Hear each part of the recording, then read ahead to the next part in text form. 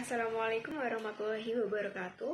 Kepada yang terhormat Bapak Profesor Dr. Pujiono SEAKMSI selaku dosen pengampu mata kuliah Teori Akuntansi. Kami dari kelompok 6 ingin mempresentasikan tentang elemen dan struktur teori akuntansi. Selanjutnya izinkan kami memperkenalkan nama anggota kelompok. Yang pertama ada Alivia Wedi Lestari dengan NIM 010. Yang kedua ada Jusnia Ulfa NIM 014.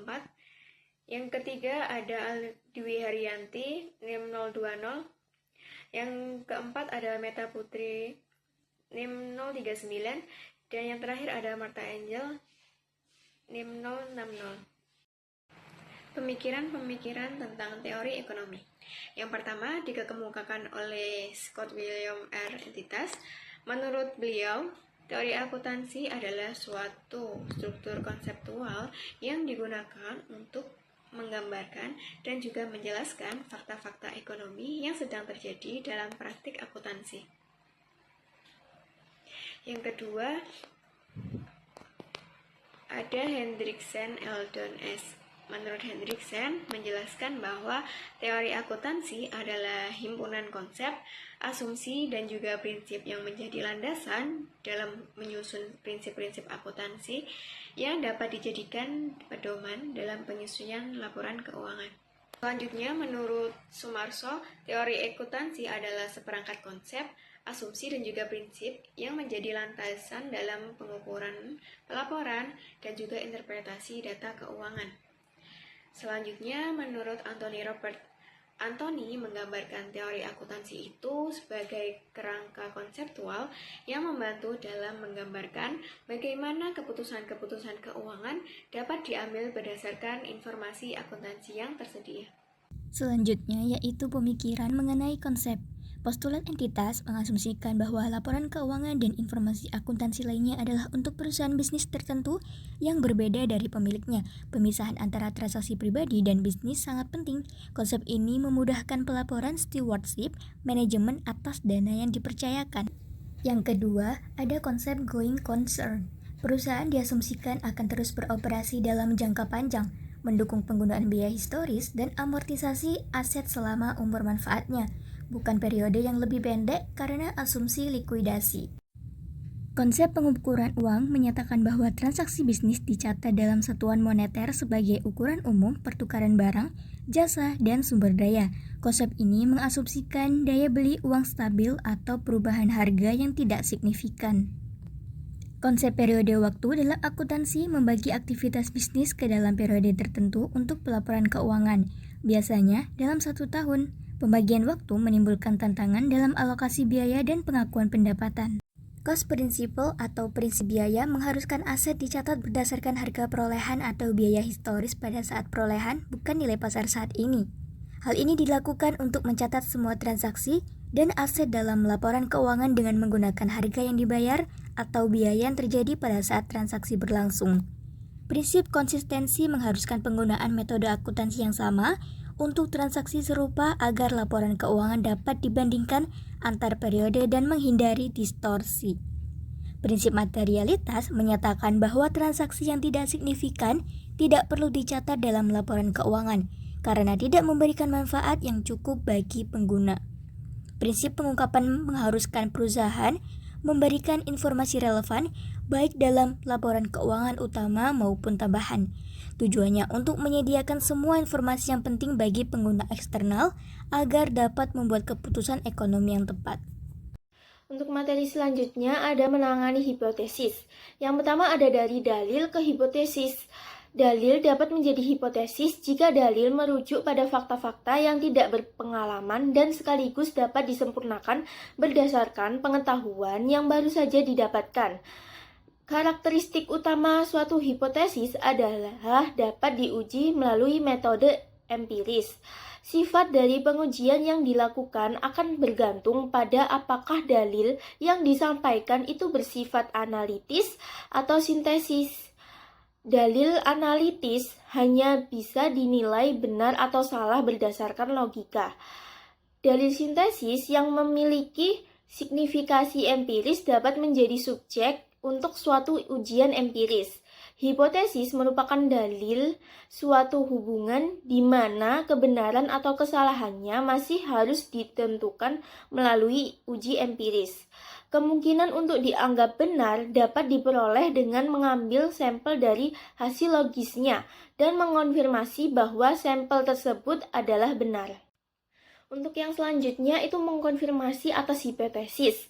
Pernyataan tentang apakah akuntansi dapat dianggap sebagai sebuah ilmu sains belum pernah dijawab dengan jelas. Konfirmasi adalah sejauh mana hipotesis dapat membuktikan kebenaran secara empiris, yaitu menggambarkan kondisi nyata dengan tepat. Pembuktian kesalahan adalah seberapa mampu suatu hipotesis untuk menunjukkan bahwa itu tidak benar secara empiris, yaitu tidak dapat mencerminkan realitas dengan benar. Hipotesis yang hanya dapat dikonfirmasi berasal dari pernyataan-pernyataan yang mengajukan eksistensi fenomena tertentu. Hipotesis yang hanya dapat disanggah berasal dari hukum-hukum universal, yaitu pernyataan-pernyataan yang dapat diformulasi dalam bentuk syarat-syarat generalisasi yang bersifat universal. Selanjutnya adalah hakikat dari penjelasan. Penjelasan merupakan langkah vital dari seluruh jenis pertanyaan ilmiah. Model-model penjelasan harus memenuhi persyaratan-persyaratan berikut. Yang pertama, persyaratan akan relevansi dengan penjelasan, yang artinya model penjelasan harus menunjukkan fenomena yang akan dijelaskan telah diekspektasikan dengan mengingat kondisi-kondisi yang ada. Yang kedua, persyaratan akan kemanapun untuk diuji, yang artinya penjelasan ilmiah harus dapat diuji secara empiris. Lalu, hakikat dari prediksi.